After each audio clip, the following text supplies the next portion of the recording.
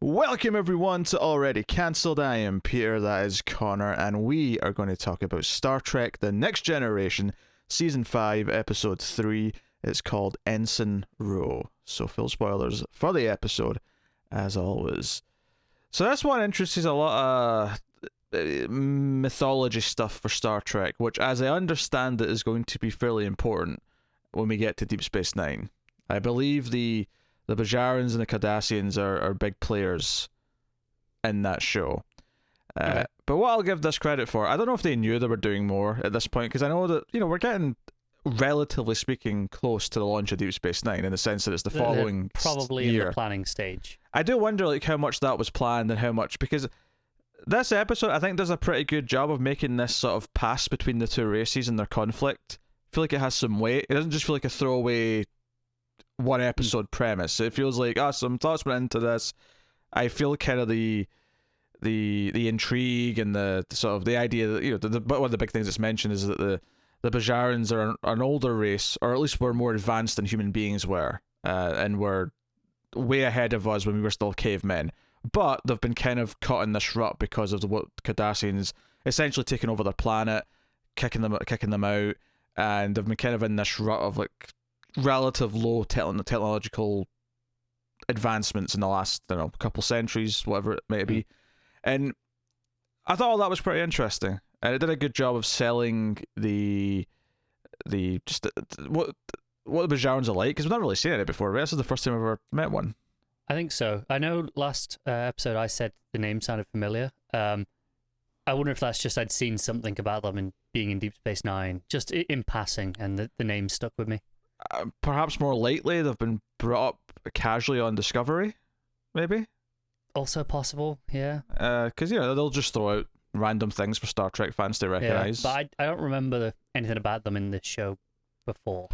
No. So Admiral Kane from Battlestar Galactica shows up and plays Ensign Ro, who's a Bajoran Starfleet officer, but one who is disgraced and was court-martialed and thrown in prison and I think this is something that surprised me about the episode. I was expecting a revelation by the end about what really happened, because it's kind of hinted that like what she took the fall for wasn't necessarily the entire truth of what went down. The scene with Guinan kind of hinted that there's something she's keeping secret, either to protect someone else or for whatever reason it may be, and that's just left open at the end. Like, it's not even brought up again. Which perhaps lends credence to the idea that maybe this is something they wanted to explore later, and maybe they were thinking about the next show while they were writing this episode. And if I don't even know if this actress pops up in Deep Space. Maybe she does. I have no idea. Yeah, or she comes back for maybe a second episode. Because at the end of this episode, she kind of says she's going to stick with Starfleet and beams aboard with Picard. I mean, I didn't look ahead to see if she's sticking around for any great length of time, but it was definitely interesting. So at the very least, they had plot ideas for this character beyond this episode. That is not in question. The most important thing about this episode, though, is that Picard's jacket did make a return, and there may have been a little cheer. Because he doesn't start off on it. It's nice to see. Yeah, he doesn't start off on it. He's wearing his normal thing for like half the episode, and then when it's time to get out of the planet, he's switched into his jacket. He's like, oh, there we go, this is the outdoorsy. I'm okay if this is his away outfit. Yeah. But yeah, this episode's got it's got some staples of Star Trek. It's got the Admiral, who's up to no good. Is just generally speaking a dick. But we have a lot of interesting character dynamics. We have the treatment of Ensign Ro herself from everyone else, how they react to her coming aboard, which does a lot to tell the story of how she is perceived within Starfleet. Mostly it's all quite understandable as well. Like, once we know her reputation, it's like, okay, I understand why people are like this around her. Yeah, because we don't know exactly what she did. The idea that she got 8 people killed doesn't come up until halfway through the episode. We spend a lot of it just not really knowing why she was put in prison, but we know there's something. It's clearly like common knowledge though. Like what like it's like it's pretty more like ship gossip. Yeah, well, I mean, that's the thing. Like when Riker hears, because Picard's talking to the Admiral and getting the mission about going to, and we'll get to what the plot details of that in a second. But Riker like sort of calls Picard, says, "Hey, did you approve of an ensign? Ensign Ro is supposedly here to come on board the ship." And then Picard has to question the Admiral, but it's like, oh, this is, I put this through. She'll be an asset. You're going to deal with Bajorans. She's going with you, blah, blah, blah. But even the idea that Riker made a point of, rather than bringing her on board first and then sorting it out afterwards, he tried to stop it before it even got that far. He tried to stop it before she even got on the ship. Yeah, I'm sure like the higher ups like him and are a bit more privy to the details, but everyone else has probably heard the stories, right? Yeah, I mean, yeah, Geordi's saying she doesn't deserve to wear a uniform. Others are giving her dirty looks. One of my favorite things about this episode actually is just a couple of the small moments where Picard either reacts to something or we're seeing the gears moving in his head. The way because Ensign Ro isn't exactly trying to alleviate her reputation. She kind of just plays into it and is just really, I wouldn't even say confrontational, just very standoffish with everyone. Yeah, but there's a great moment because halfway through the episode, she kind of betrays an order. Technically not really, because she got an order from the Admiral to do something shady behind Picard's back, but she goes down to the planet where the terrorist Bajoran is. And after they come back up and some plots advanced, they're all on the bridge. And Picard says, Ensign Ro, I'd like to see you in my ready room.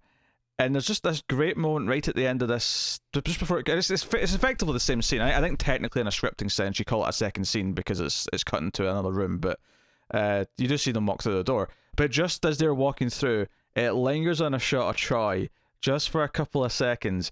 And all it is, because I basically audibly laughed when I saw Troy's face here, because she could feel that Picard was angry. She could feel that he's about it, and everyone in the room knew he was about to chew her out for what she did. But she's the one who could feel it, so it sort of lingered on her just a little bit as a little tease for what was about to happen, and I thought that was a neat little touch in the storytelling. So. Yeah, there's a lot of little moments in this episode that are excellent, and then combined with the overall plot being really solid, having a lot of, again, really strong real world parallels to draw from. Makes this a really great episode, I'd say. It's pretty great. It benefits as well because one of the problems we had with say the data plot back in the first episode of the season, which is that but this is solid enough, but we've kind of done a lot of these beats with data before. I think this episode, and to an extent the last episode, the last episode was actually quite special, but what I mean is that it's kind of challenging things and adding more situations that are more politically convoluted for Picard to deal with, and it's sort of challenging the character to sort of keep stepping up. The word I would like to use, I think, is nuanced. Sure, more nuanced. Yeah, there's a lot of there's not just an easy answer at any point. It's like, no, you have to really kind of think about this and walk the line. Yeah.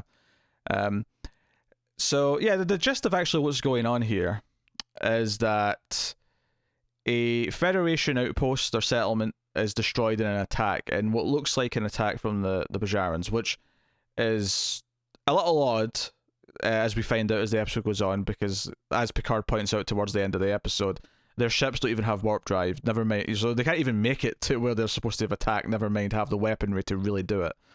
But this is the story, and the Admiral's like, you're going to go in, you're going to find this terrorist. So this is like, the Bajarans are, obviously they're in a really tough place, and they have been for a long time, but this little splinter cell is become extreme, and they're now terrorists. You're going to go find this Orta guy who's like running the show, and make a peaceful offer to come back here, and we'll do this. And right away, and this is one of the smart things that Trek sometimes does when the writing's really good, is that immediately Picard says there's a hole in this plan.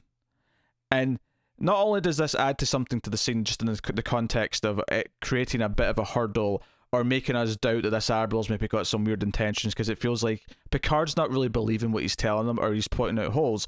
But the holes he points out actually does a really good job of giving us more backstory, of giving us more things. Because when Picard explains that they've been getting sympathy and condolences for 100 years, 200 years, whatever the time frame was, why do you think that the most extreme example of a Bajaran who is taking up terrorist actions, Why do you think this is going to do this? And the Admiral just kind of goes, that's your job to convince him, Picard. And so it does a job of making us doubt that he seriously expects any success out of this, which makes us think about, okay, why is he really doing this? What's going on?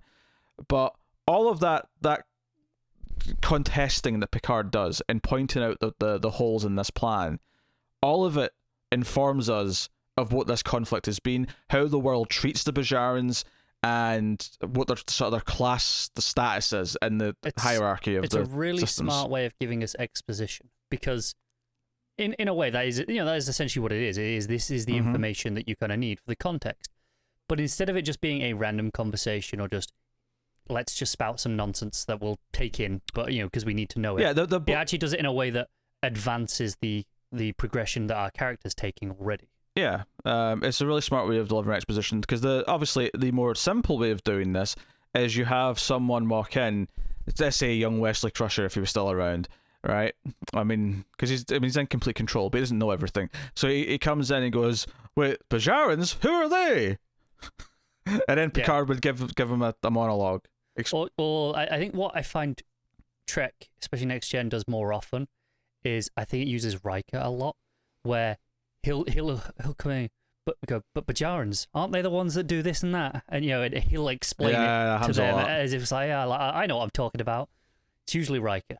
Yeah, you're right. It's usually Riker uses that device. This is a smarter way of doing it. It is.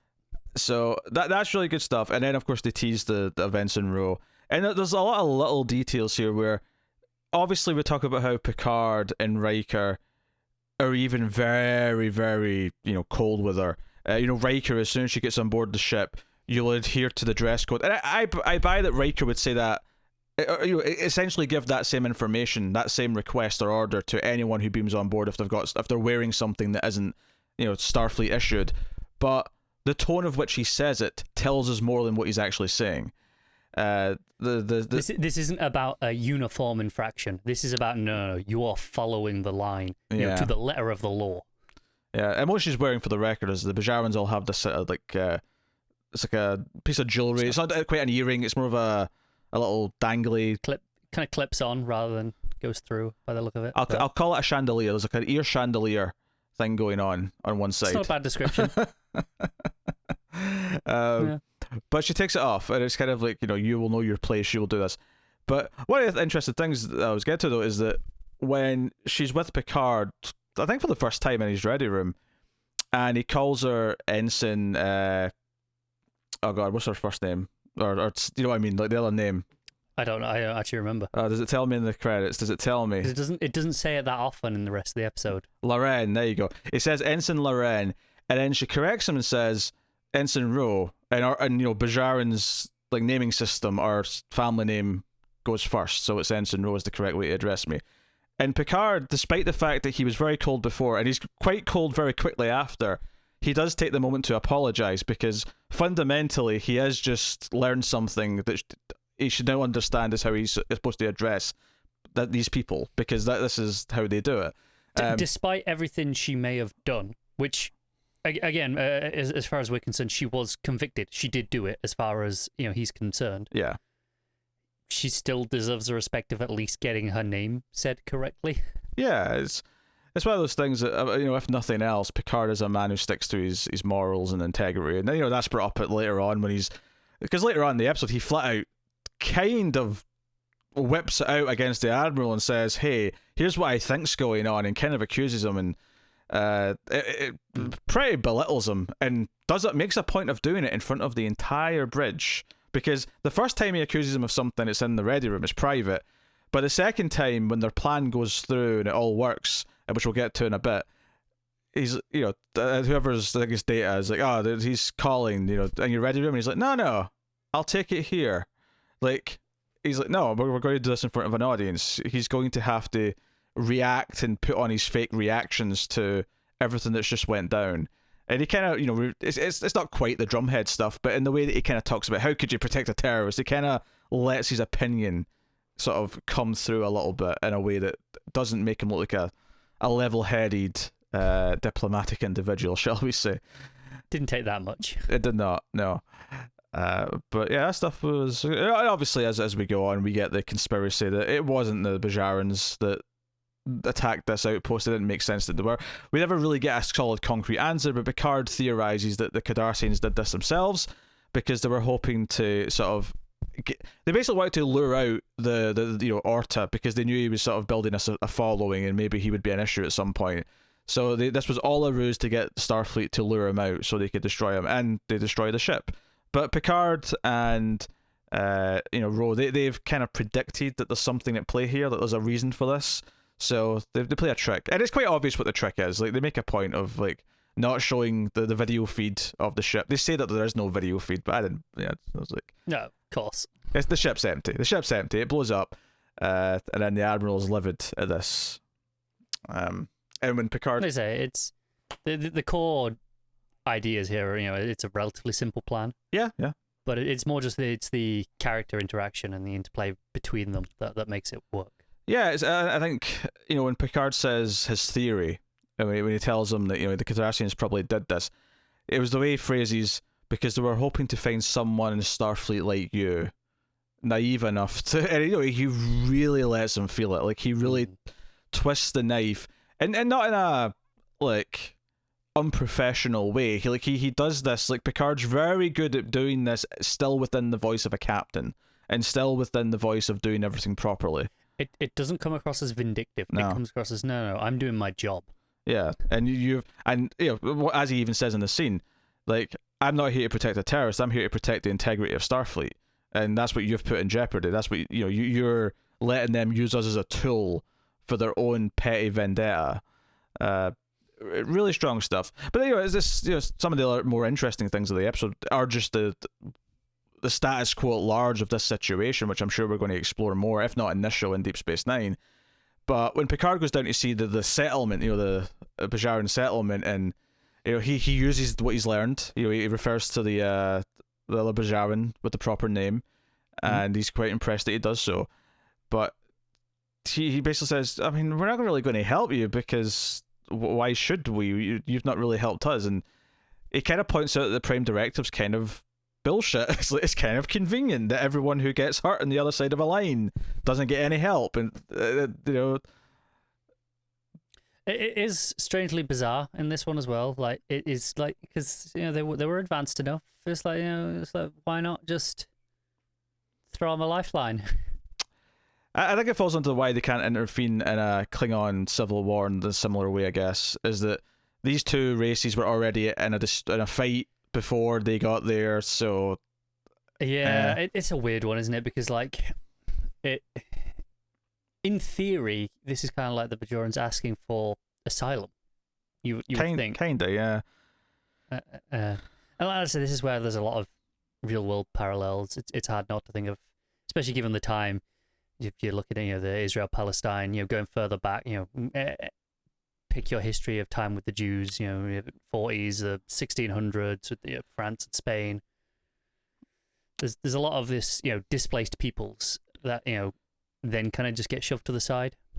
Yeah, and it's interesting that there is no necessarily current dispute, which is maybe what I say dispute, current conflict, maybe a better, obviously it's bubbling, there's rumblings happening, and there's people wanting revenge and wanting to start something, but it doesn't seem like there's an ongoing fight, mainly because the Bajarans don't seem to be able to have an ongoing fight. They don't have a military, they don't have anything like that. The organizational capabilities, it seems.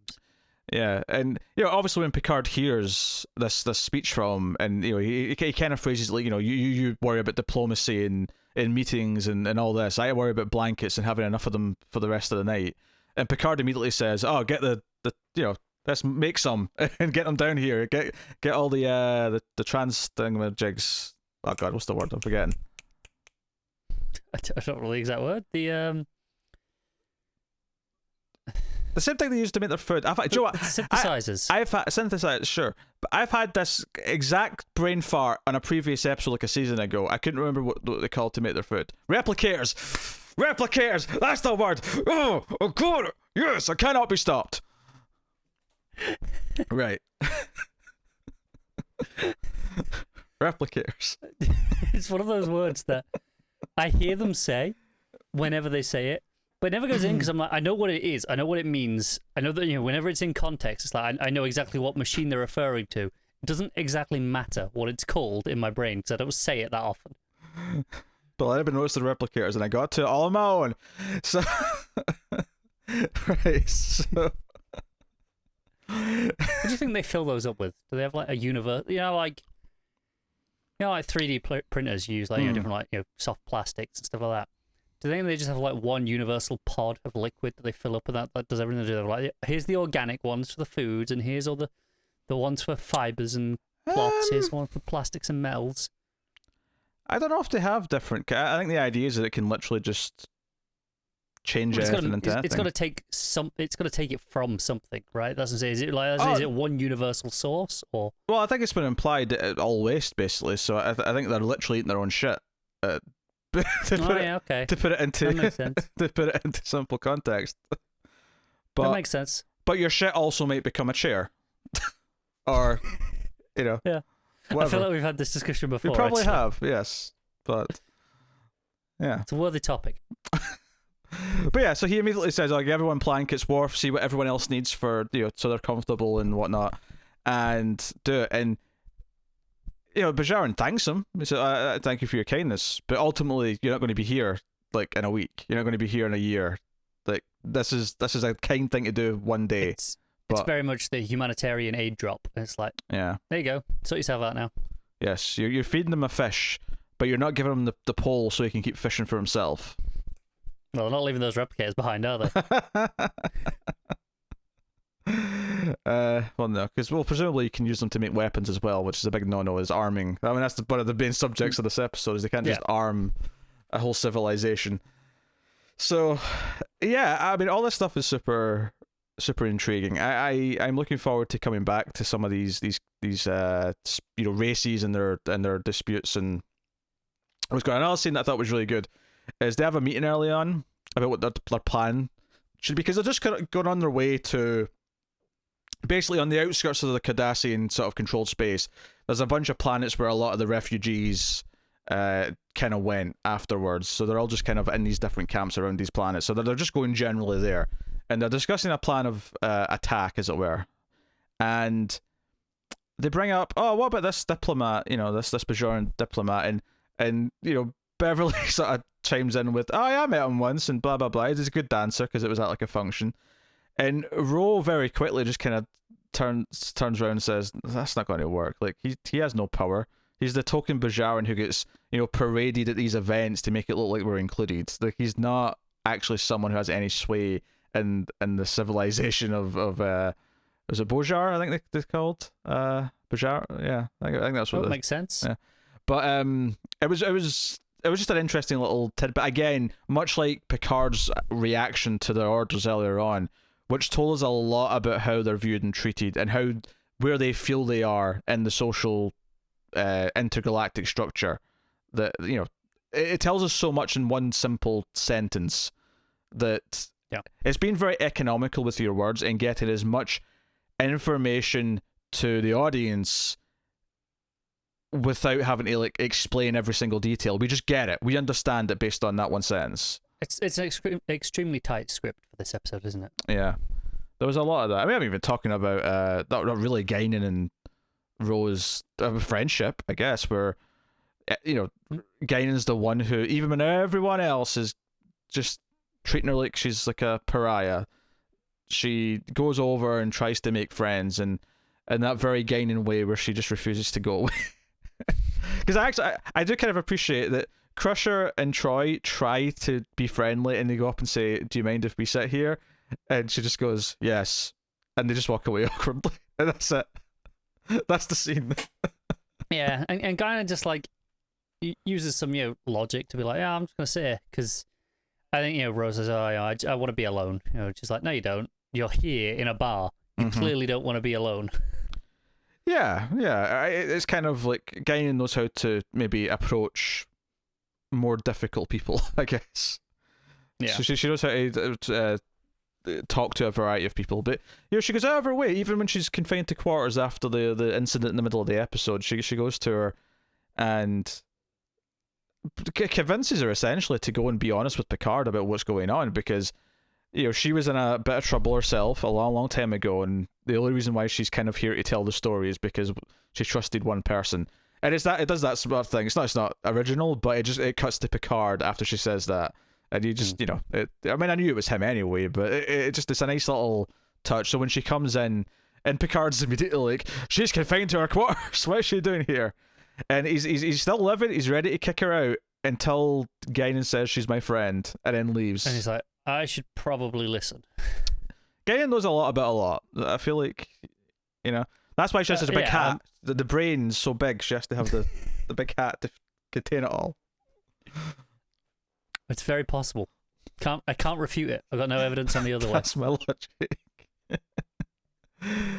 And that's the thing. I was expecting when she was going to be honest about something. I thought she was going to tell the real reason what happened on that away mission that got 8 people killed, like what order she didn't follow, and it never comes up. It's all just about, no, the Admiral came to me, he's up to something, he wants me to offer them weapons, which isn't actually going to happen. Again, the whole plan is just to draw them out so the Cardassians can kill them, but it's all very fishy. But yeah, they never bring up that stuff, which I thought this was the scene. I thought, she's going to talk about who she really is and why she why she did what she did or whatever. Right, and it makes you assume even the Admiral doesn't know the real truth of what happened. Yeah, no. Because it's, it makes a point of telling us she's not the only Bajoran in Starfleet. We could have used anyone for this mission. I actually laughed when Picard yelled that. When she says, oh, she's a Bajoran. It's like, there's plenty of Bajarans in Starfleet. Give me one of them.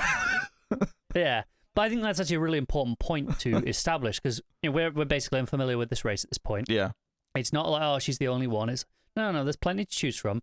She's been chosen for a reason, and it's okay because she's willing to do off-books things, or willing to, she's presumably got a bit of a deal, like, hey, you do this for me and I'll get you out of prison early, things like that. Where it's like, okay, he thinks he's got something on her, but whatever actually happened means that she's obviously a better person than the Admiral assumes. Yeah, well, that's the fault. I mean, I think it's not even so much that he has something on her, it's more just that she's vulnerable, she's in a place where she's been blamed for this thing. Like, he can offer a lifeline. She's a pawn, he's just kind of playing her, essentially. What he didn't count on, though, is that she's a good enough person, or that she would be, convinced by others to be a good enough person to go against what his plan was. That was the ultimate flaw.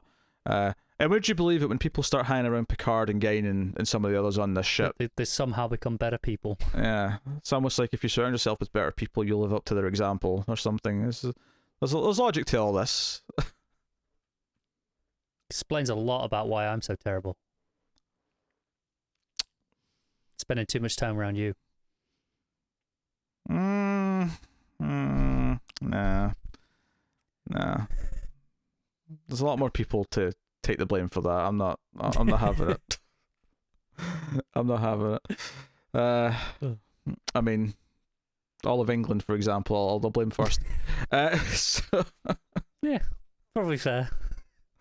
So, yeah, no, really good episode. End of the episode, of course.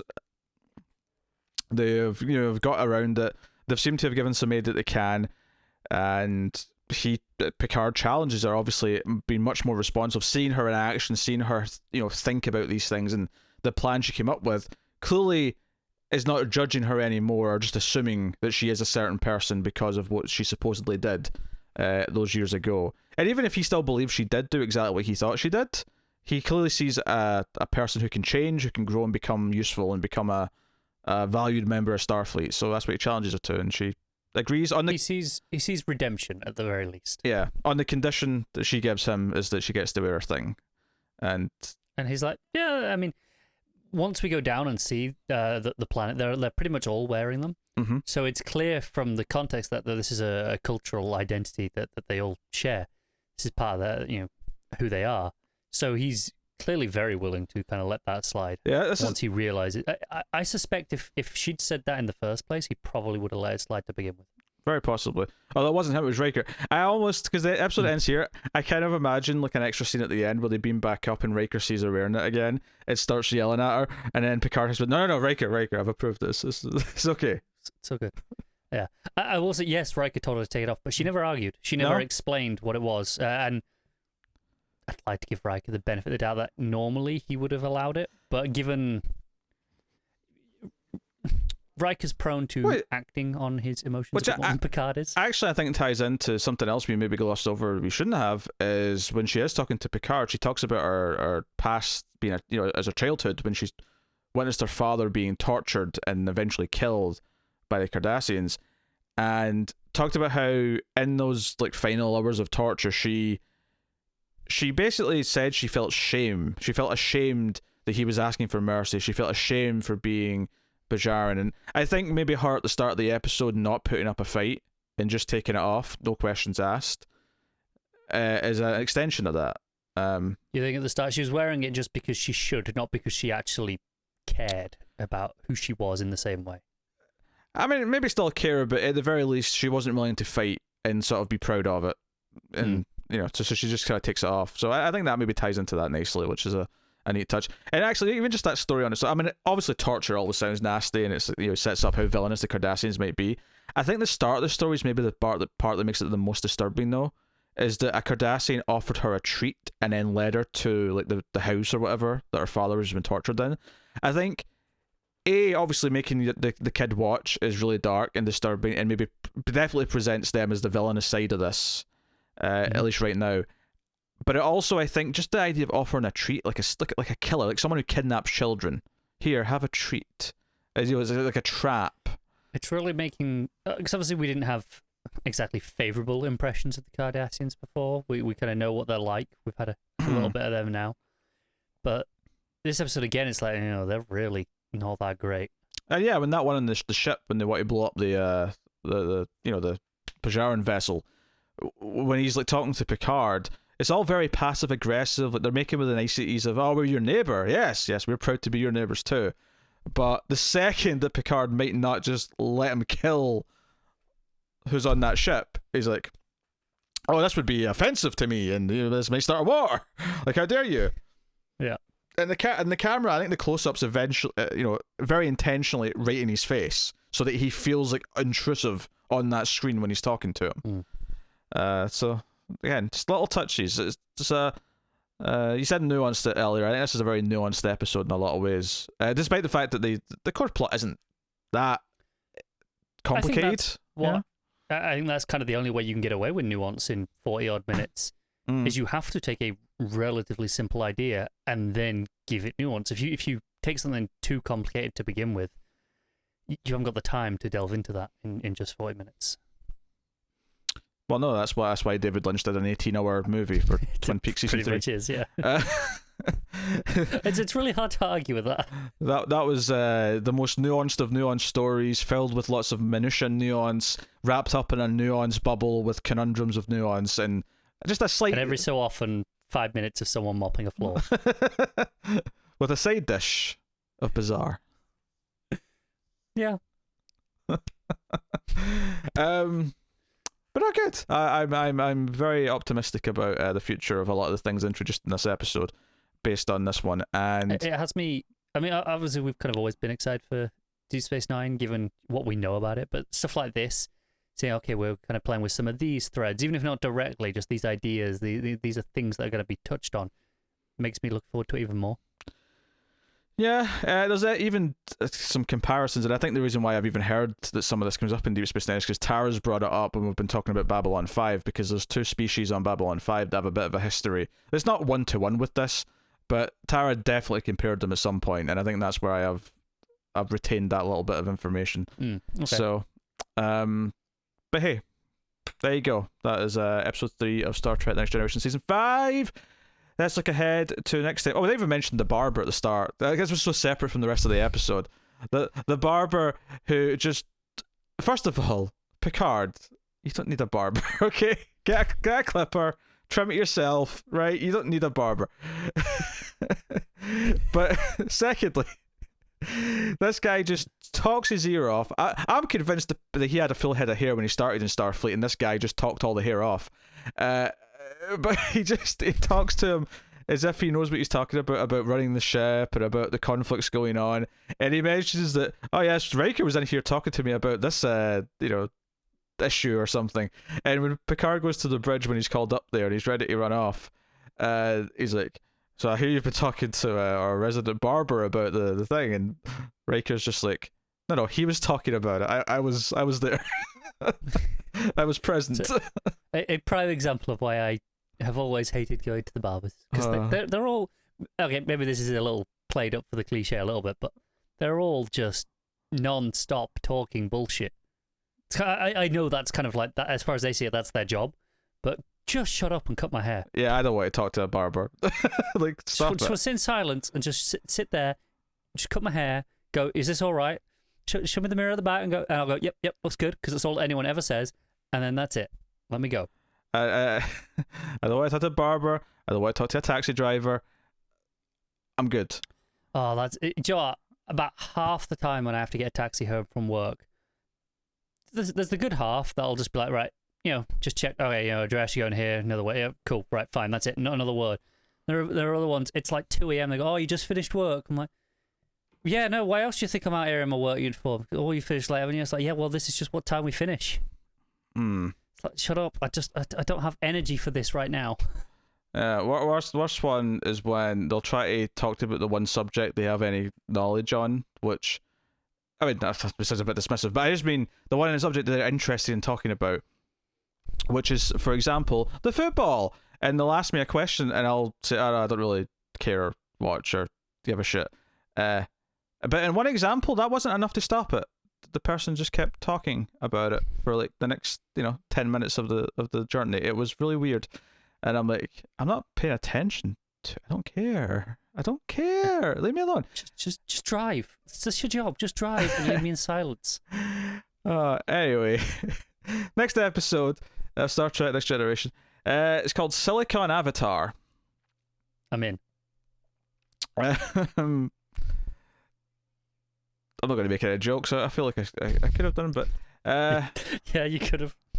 Yeah, the crystalline entity returns, and the Enterprise takes aboard a scientist to help track it down, but her personal agenda does not match Captain Picard's. Crystalline entity. Is it something we've seen? I mean, maybe it'll come back to us when we're watching the episode, but just those words are not ringing enough of a bell to trigger it for me. No. The description there sounds like it's something we've seen, but it does. Yeah. I'm looking up Memory Alpha here just to find out if we actually had this before. Is it something that's happened off episode? Is it something that we've not actually seen? Yeah. Which is very possible. It could be just poorly worded, I suppose. Resembled a large snowflake. It had warp speed capability. Felix real life planet or starship. A snowflake with warp speed capability. It mentions data lore here in the paragraph. So maybe, and that was way back in season one. Yeah, that was ages ago. Yeah. Yeah. Okay. Okay. I'm obviously not remembering it. Maybe it'll come back once I got some context in the episode. Yeah, that was a while ago. Jeez. Alright, we'll find out next episode, but that's what's coming up next time. So let us know what you thought of this one in the comments below. Please do like and subscribe, all that stuff. Get us on the Twitters at mailed_fuzz for channel updates. And if you want to support the show a little bit more, you can go over to patreon.com/mailfuzztv, and you can give us as little as $1 per month and keep all the content coming and get some bonuses for your troubles. So go and have a look and see if you're interested. But otherwise, that is us. So thank you once again for watching or listening. We always appreciate it. Keep watching Star Trek, and somewhere Wesley Crusher is that person in the Starfleet being used as a pawn by a malicious alien entity. Good day.